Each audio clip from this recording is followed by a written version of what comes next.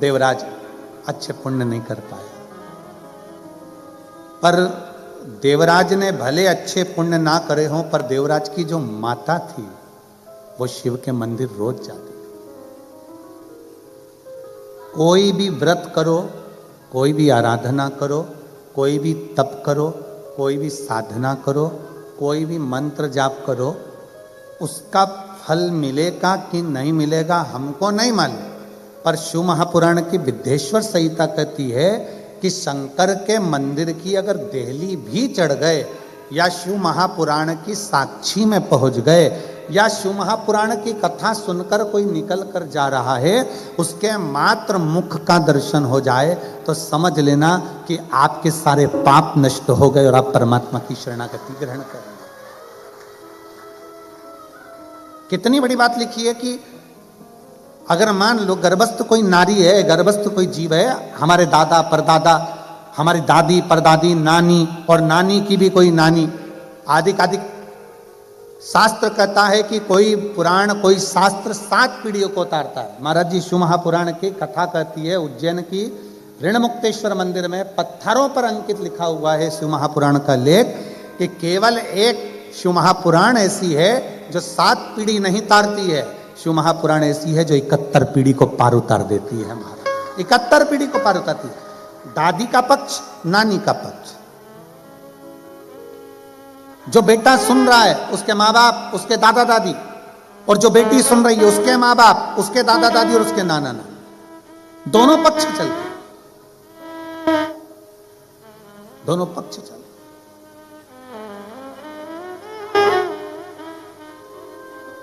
और कितना सुंदर लिखा है। माता पार्वती जी ने एक बार भगवान देवाधिदेव महादेव से अमरनाथ की गुफा में प्रवेश कर कर पूछा था, जब अमर कथा भगवान शंकर पार्वती जी को श्रवण करा रहे थे। पार्वती जी को जब अमर कथा कह रहे हैं, तब बाबा देवाधिदेव महादेव भगवान शंकर से माता पार्वती जी पूछती है कि कोई स्त्री, कोई नारी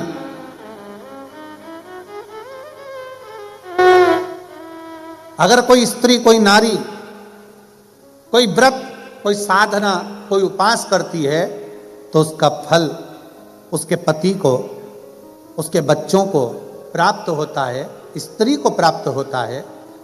क्या कोई ऐसी आराधना है, क्या कोई ऐसी पूजन है, कोई ऐसी आराधना है कि पति को तो फल मिले, पिता को फल मिले, पर साथ में उसके मायके के परिवार वालों को भी उसका फल प्राप्त हो?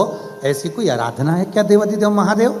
भगवान शंकर कहते हैं पार्वती केवल एक है जो भूलवश भी मेरे नाम का उच्चारण कर लेता है या मुझ पर एक लोटा जल समर्पित कर देता है, उसका पुण्य बेटी के ससुराल को भी और उसके मायके को भी पार लगा देता है। ऐसी शिव महापुराण की कथा, ऐसी शंकर की कथा है।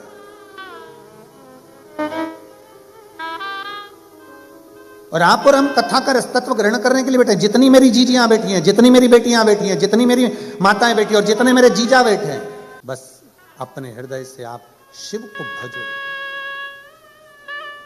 देवराज नाम का ब्राह्मण अच्छे कर्म से दूर था, अच्छा कर्म नहीं कर पाता, कभी ना भजन किया, ना कभी स्मरण किया, ना कभी कीर्तन किया। आप दिल से जहां बैठकर, जैसे बैठकर उसको भजते हो, वो दिल से स्वीकार करता है। दिल से भजो उसको।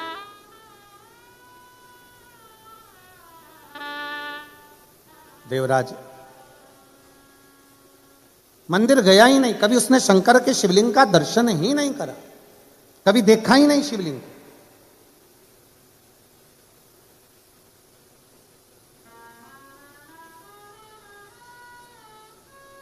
देवराज की पत्नी, बच्चे, कुटुंब, कबीला सब है, पर संगत का एक ऐसा असर पड़ गया कि देवराज एक वैश्या का संग पकड़, और उस स्त्री ने कह दिया, सुनो देवराज, मुझे एक स्वर्ण हार चाहिए, बिंदु और देवराज दोनों की कथाओं का क्रम एक ही जैसा। मुझे एक स्वर्णहार चाहिए। जो रानी के गले में हार पड़ा हुआ है वो रानी के गले का हार मेरे को ला कर दो। अब देवराज ने विचार करा और फिर निवेदन है, पत्नी जो होती है वो कभी भी आपको कर्जे में डूबता हुआ नहीं देखना चाहेगी, पर आप अगर गलत विचार से, गलत सोच से, पर स्त्री से अगर जुड़ रहे हो तो वो स्त्री आपको थोड़ा ना थोड़ा, कहीं ना कहीं गलत कृत्य में डुबाती चली जाएगी। स्त्री ने देवराज से कह दिया कि मुझे जो रानी के गले में हार पड़ा हुआ है, जो रानी के गले में हार है, वो हार मुझे ला कर दो। अब देवराज विचार करा कि वो हार लाकर दूं तो दूं कैसे, चोरी ही करना पड़ेगी।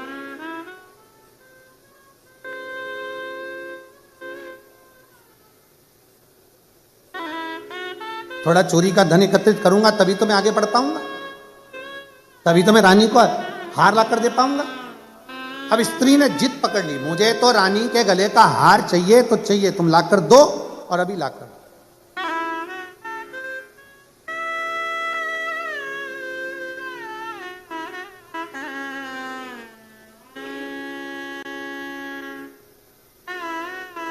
अब कभी कभी कोई कोई व्यक्ति ऐसा होता है कि जिद पकड़कर बैठ जाता है। जैसे एक व्यक्ति नाई की दुकान पर गया, खबास की दुकान पर, और नाई की दुकान पर जाकर बैठ गया और नाई की दुकान पर बैठा और नाई आया कैंची लेकर, कंघा लेकर बाल काटने के लिए। तो जैसे ही कैंची कंघा लेकर आया तो नाई ने देखा कि इसके सिर पर तो केवल 8 बाल हैं। कितने बाल हैं? केवल 8। अब नाई को आ गई गुस्सा कि ये मेरी हंसी उड़ाने आया मेरी दुकान पर, जब इसके बाल थे ही नहीं तो मेरे पास आया काहे को। तो नाई ने पूछा, बता गिनूं कि काटूं?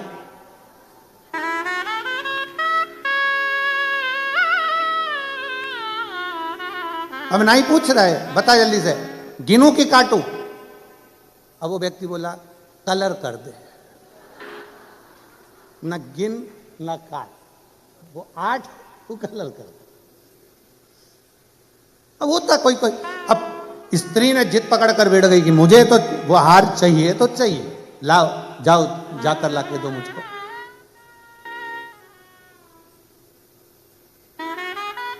अभी की अभी जाओ और मुझे हार ला कर दो। अब कभी कभी कोई जिद्दी हो जाता है, कोई कोई उल्टी सोच रख लेता है, कोई कोई गलत विचार रख लेता है, सब चीज चलता रहता है जीवन में। एक एक हमारा सुंदर चरित्र आता है श्रीमद् भागवत कथा में कि आत्मदेव की जो पत्नी थी धुंधली, वो भी उल्टे विचार की थी, गलत सोचती, गलत विचार रखती, बिल्कुल उल्टा विचार रखती। कभी कभी हो जाता है ऐसा, गलत विचार रख लेते, उल्टा सोच रख लेते। एक पति की पत्नी थी, वो भी बड़ी उल्टी चलती थी, बहुत उल्टी। पति कहता आलू की सब्जी बना तो वो दाल बनाती थी, पति कहता मक्का की रोटी बना तो गेहूं की रोटी बनाती थी, पति कहता पीली साड़ी पहन तो नीली पहनती।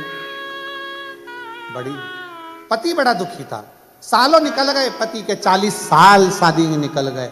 आखिरी में एक दिन पति बड़ा दुखी हो गया। और कभी कभी ऐसा नहीं है कि जिंदगी में टेंशन नहीं आता, 40 साल के बाद पति को दुख आया और पति अपने गुरुजी के पास गया, गुरुजी मेरे पिताजी मरे, उनका श्राद्ध नहीं हुआ, मेरी माँ मरी, उसका श्राद्ध नहीं हुआ, ना पिंडदान करने देती है ना श्राद्ध जिमाती है,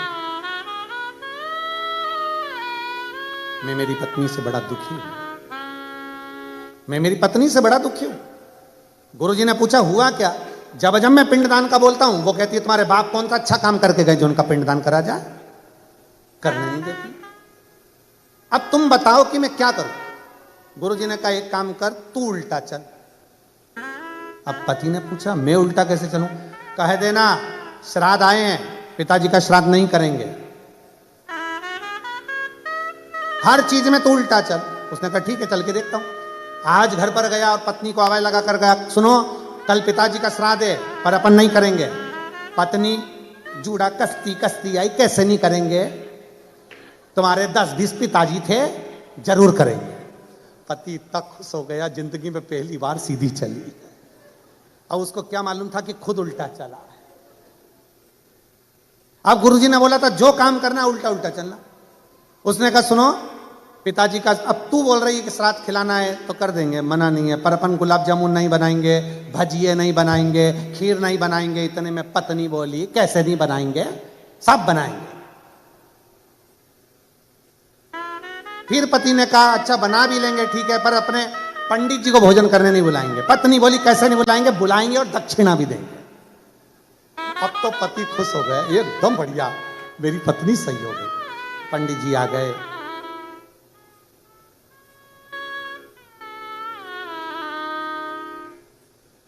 खाने के लिए बैठ गए। अब पंडित जी को क्या मालूम था कि इसको भोजन करने बैठना है तो उल्टा चलना है।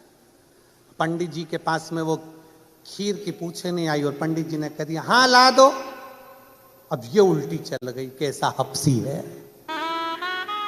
सब खा गया। पंडित जी उठ के भागे। पति को बड़ा दुख हुआ, गुरुजी के पास गया, मेरा सारा करा धरा पानी फिर गया गुरुदेव, इससे मेरा पीछा छुड़ा दो। गुरुजी ने कहा सीधी सीधी बात है, हरिद्वार लेकर चले जा नहाने के लिए। वो जाएगी नहीं, कह देना पूरा गांव का लोग जा रहा है अपन भी चलते हैं। इसने जाकर कह दिया सुनो, गुरुजी ने जो जो बताया वैसा वैसा करा। सारे गांव के लोग हरिद्वार नहाने जा रहे हैं, अपने पास टाइम नहीं है, मेरे को नौकरी से फुर्सत नहीं है। पत्नी बोली कैसे नहीं जाएंगे, 40 साल शादी के हो गए, कहीं नहीं लेकर गए हो, चलो मुझे गंगा नहाने लेके चलो। हरिद्वार ले गए। गुरुजी ने कहा था जे नीचे नहाने जाए और तू इतना कह देना आगे मत जा।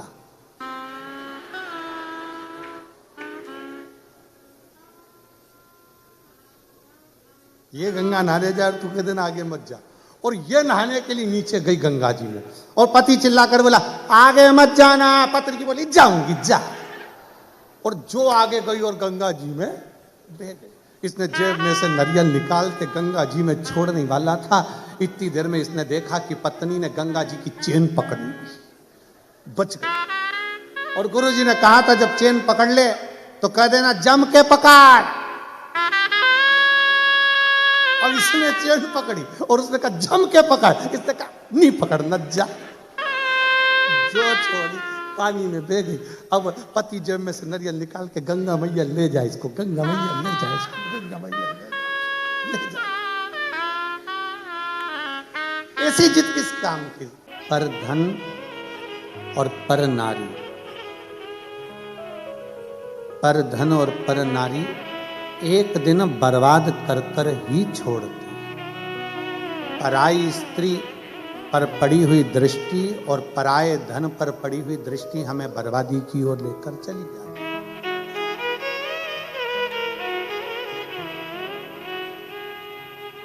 पर धन और पर नारी हमें गलत मार्ग की ओर लेकर ही जाएंगे और एक दिन डुबा कर ही मानेंगे, निश्चित है। शिव कथा कर रही, शिव महापुराण का चरित्र कर रही।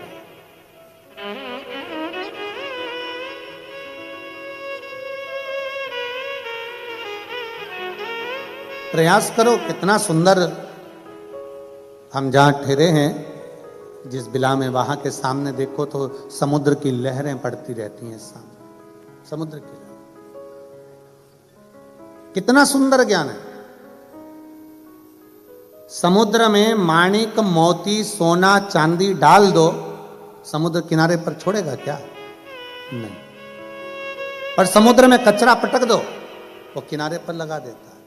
शिव महापुराण भी यही कहती है कि जीवन में अगर कोई गलत विचार, गलत सोच, गलत दृष्टि, गलत भाव हमारे अंदर आ रहे हैं तो मन से समुद्र की लहर की तरह कचरे को बाहर फेंको। और भगवान का नाम अगर उतर रहा है, कोई अच्छा कार्य जिंदगी में आ रहा है तो उसको अपने अंदर उतारने का प्रयास करो, उसको अपने भीतर उतारिए, उसको अपने अंदर ले जाने का प्रयास करिए, उतारने का प्रयास करिए। देवराज ब्राह्मण कुल में जन्म लेने के बाद भी वो कर्म श्रेष्ठ नहीं कर पाए, श्रेष्ठ कर्म नहीं कर पाए।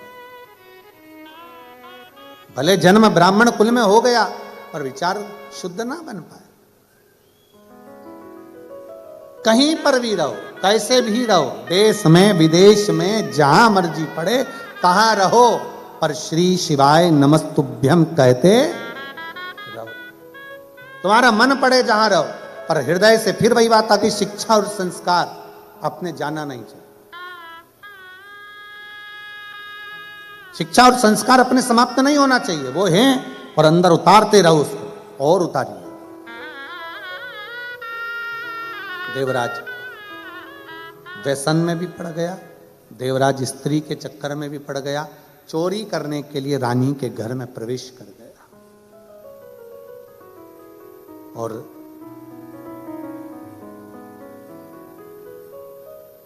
चोरी करने के लिए जब रानी के घर में प्रवेश करे, रानी का हार चाहिए था चोरी करने के लिए, जब अंदर गया, हार चुरा कर लेकर जब भागा, राजा को सूचना मिल गई कि रानी का हार कोई चुरा कर भागा है, पीछे पीछे पीछे पीछे दूतों को लगा दिया, पीछे पीछे दूतों को लगा दिया। चोरी का हार लेकर कहां जाता, कहीं छुपने का स्थान नहीं मिला। एक शिवालय था, शंकर जी का मंदिर, उसको लगा ये टूटा फूटा मंदिर है, शिवालय है, उसके अंदर प्रवेश कर गए।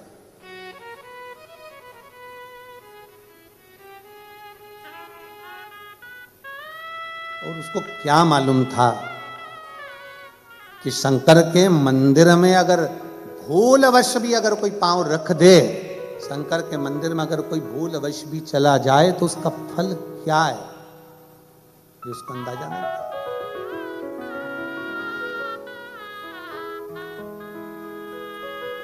प्रवेश कर गया, शिव कथा का स्मरण चल रहा था। कोई एक बुजुर्ग ब्राह्मण बैठकर कथा का वाचन कर रहे थे, बीच बीच में चिल्ला रहे थे हर हर। थोड़ी देर में कथा हो, हर हर। पहले हमारी भी आदत थी, हम भी चिल्लाते थे, बीच बीच में हम भी बोलते थे कि दीन बंधु दयालु दया कीजिए, जो दोनों हाथ उठाकर हर हर महादेव नहीं बोले उसको उठा लीजिए। पहले हम भी बोलते थे, पर हमने बोलना बंद कर दिया जब से लोगों ने पत्र लिखना चालू करे। एक व्यक्ति ने पत्र में लिखकर बोला, गुरुजी हम गाड़ी चला रहे होते हैं, हेडफोन में कथा सुन रहे होते हैं, और आप बोल देते हो कि जो हर हर नहीं बोले उसको उठा लीजिए, तो हमको गाड़ी खड़ी करना पड़ती है, दोनों हाथ से पहले बोलना पड़ता हर हर महादेव, फिर गाड़ी बढ़ाना पड़ती है। लोग देखते हैं अच्छा नहीं लगता, लोग समझते हैं इसको मिर्गी का दौरा मोरा आ गया।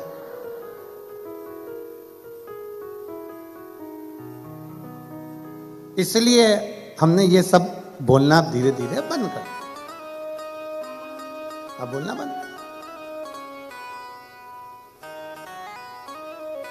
अब ज्यादा तेज तेज हम हर हर महादेव ही नहीं बुलवाते, क्योंकि पास में कोई बेचारी सो रही है जबकि में, और तुम इतनी तेज चिल्ला दिए तो एकदम उसको ऐसा सदमा लग जाता, उठ कर हो गया।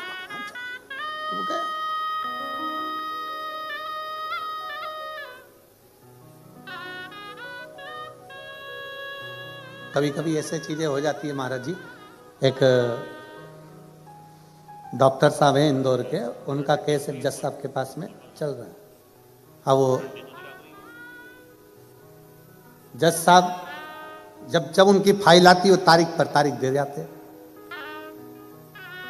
अब एक बार जज साहब पड़ गए बीमार, उन्हीं डॉक्टर के पास आ गए। हमने कहा क्या हो गया, कल उनको अटैक आया। तो हमने कहा तुम भी तारीख दे दो, तुम भी तारीख दे। हो सकता है क्या? नहीं, जज तारीख देख सकता है, पर डॉक्टर क्यों? क्योंकि डॉक्टर शंकर का एक रूप होता है, उसका कार्य है दरवाजे पर अगर कोई आया है तो उसके प्राणों को बचाना, उसके प्राणों की रक्षा करना, ये डॉक्टर का कार्य है। शंकर का कार्य क्या है? सारे देवता मिलकर जो कार्य नहीं करते वो मेरा देव अधिदेव महादेव करता है। अकाल मृत्यु वो मरे जो काम करे चंडाल कर, काल उसका क्या बिगाड़े जो भक्त हो महाकाल का। शिव का कार्य है क्या? जो भटक रहा है, अटक रहा है, कहीं छूट रहा है, उसको पकड़कर अपने पास में लेकर आना।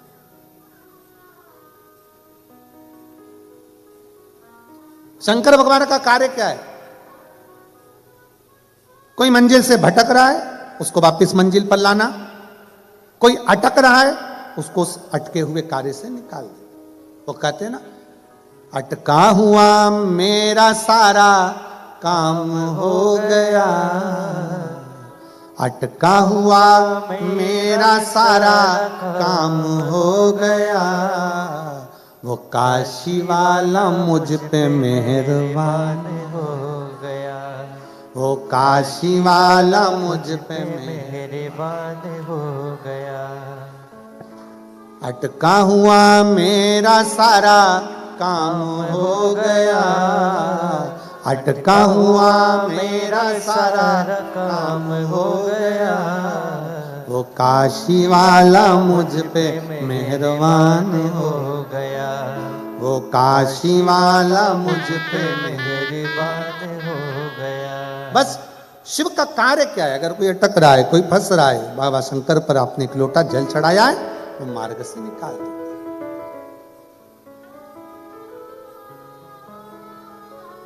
अभी वो जीजी आई थी, वो कह रही थी गुरुजी मंदिर के अंदर जाकर लोटा भर के जल चढ़ा नहीं सकते, इसलिए हम घर में ही मट्टी का शिवलिंग का निर्माण कर कर बाबा को एक लोटा जल चढ़ा देते हैं और बाबा हमारे जल को स्वीकार कर कर हमारा कार्य कर देता है। यही प्रेरणा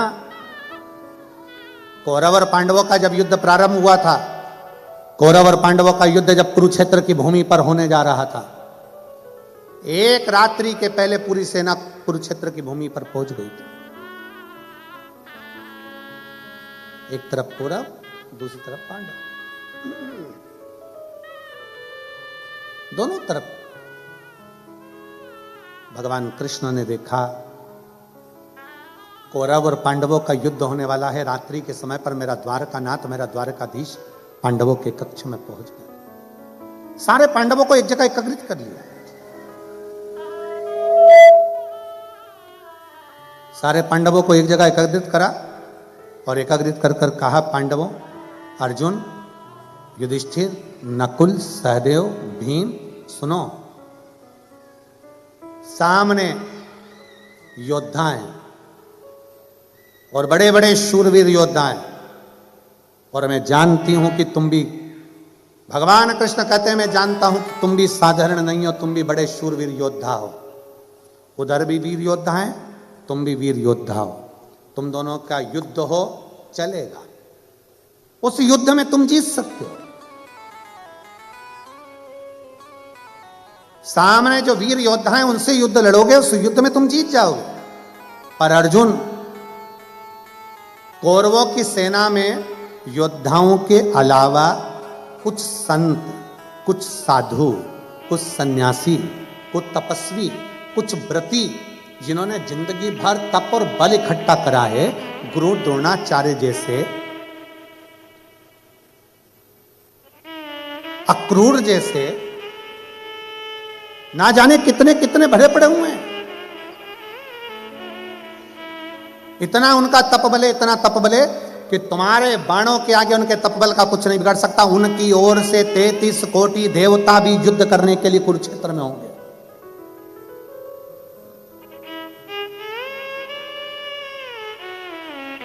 जब वो युद्ध लड़ेंगे, उनकी ओर से 33 कोटि देवता युद्ध लड़ने के लिए होंगे। अर्जुन ने पूछा, तो फिर करना क्या है? आप जो बोल दोगे हम वो कर लेंगे।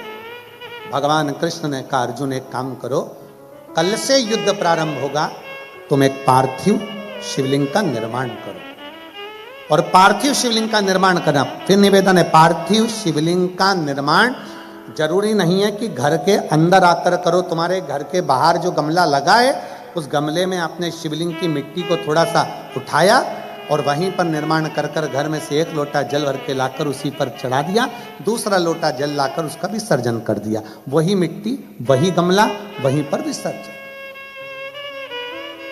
उसी स्थान पर, एक ही जगह।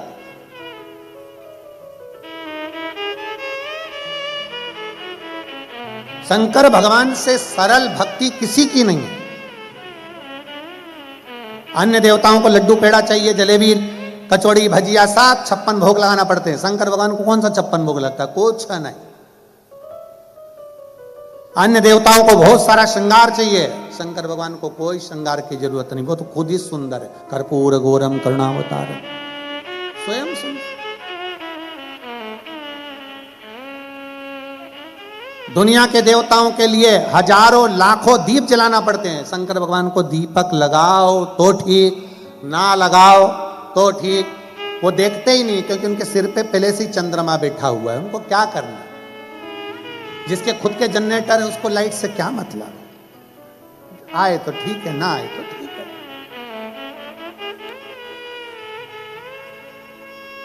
शिव जी को वस्त्र आभूषण से मतलब नहीं है, शंकर भगवान के गले में सांप पड़ा है, बिच्छू पड़ा है, मृग चर्म पहने हुए हैं, साला दुशाला लपेटे हुए हैं, और तन पर राख भस्म लपेटी पड़ी हुई है। उन्हें कोई मतलब नहीं कि तुम क्या लगा रहे हो, क्या दे रहे हो, क्या प्रदान कर रहे हो, क्या कर रहे हो, उन्हें कोई मतलब नहीं। तो शंकर शंकर, वो घड़ी है, तपस्वी तपस्वी, उसको कोई मतलब नहीं,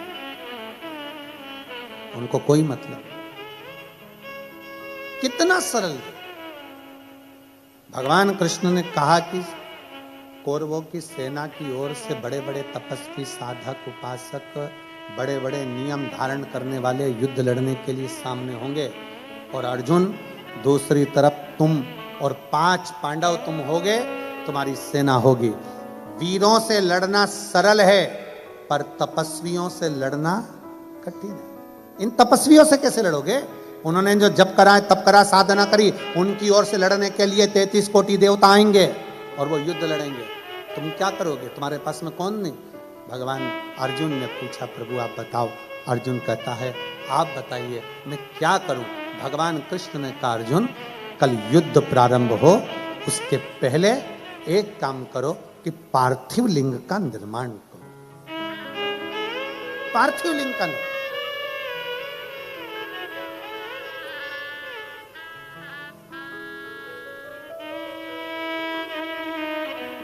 पार्थिव लिंग का निर्माण करने वाला कभी खाली नहीं जा सकता। एक पत्र है,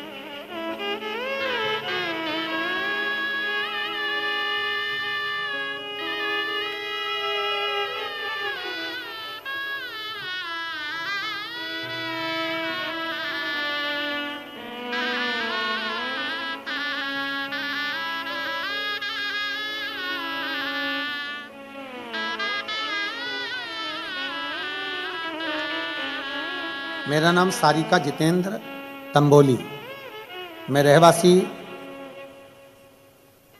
रहने वाली भारत की शाहदा जिला नंदुरबार